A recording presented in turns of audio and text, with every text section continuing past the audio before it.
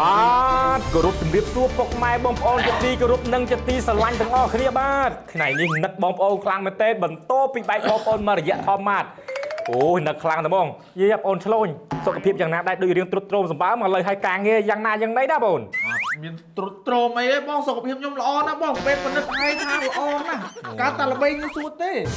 ថយទីអូនសុំសាច់គំនិតតិចអូខេអញ្ចឹងចុះចំពោះការងារបងអូននេះយ៉ាងណាដែរឥឡូវហ្នឹងអូមិននិយាយការងារបាច់ប្រៀបបងឯងមិនអាចប្រៀបបានទេការងារខ្ញុំឡងស៊ីនី100ជាន់នៅលើងប់ហើយខ្ពស់មែនតើតែម្ដង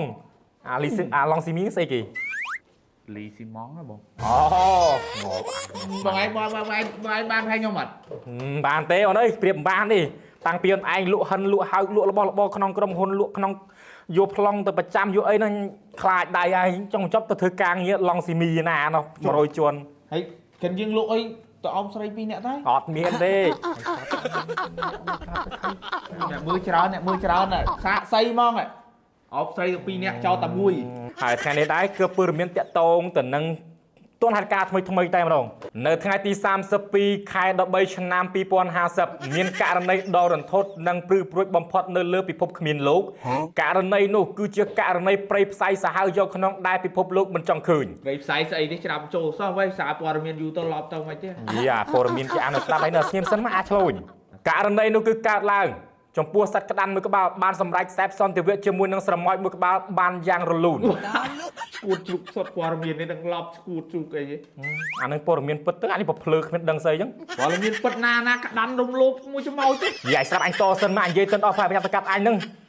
បន្ទាប់មកទៀតករណីនេះបានខ្សែផ្សន្តិវៈរួចរាល់ហើយចំណែកកូននោះកើតមកគឺជាកូនអីបាញ់និយាយណាកូនច្មោចទៀតហ្នឹងគ្មានទេឲ្យស្រាប់អញអស់សិនកូនកើតមកគឺជាកូនខ្លាងងឈួតសុតអញអើយកើតមកកូនខ្លាអញអានឹងអកមកវាប្រែប្រួលទៅតាមធម្មជាតិហើយកុំភ្លើពេកសម័យជឿនលឿនសម័យទៅដើមថ្នោតក៏ឲ្យកើតជាផ្លែចេកបានដែរសម័យបច្ចេកវិទ្យាទំនើបអានេះបិទកុងទ័របាច់ផ្សាយអាចអីទៅផ្សាយច្បាប់អត់ចូលទៅជាឯងកុំទន់មកអើយបងប្អូនទាំងគ្នាអធិស្ឋានមកឆ្លោយផងនៅវិស័យអារម្មណ៍ពេកអញ្ចឹងជាចុងក្រោយខ្ញុំក៏មិនភ្លេចចំពោះម្ចាស់ឧបត្ថម្ភធំដោយគឺឧបត្ថម្ភធំឡើយផ្ទះវិឡាបែបជប៉ុនផ្ទះរស់នៅបែបសន្សំសំចៃខ្ពស់ផ្ទះវិឡាបែបជប៉ុនយើងមានច្រើនសាខារាជធានីភ្នំពេញមានដូចជាក្រោយផ្សារតាពាំងខ្លាំងនៅកំពូលនៅគួរស្រូវនៅបឹងតមោកនិងនៅ 6A ហើយយើងក៏មាននៅតាមបណ្ដាខេត្តនានាមួយចំនួនផងដែរ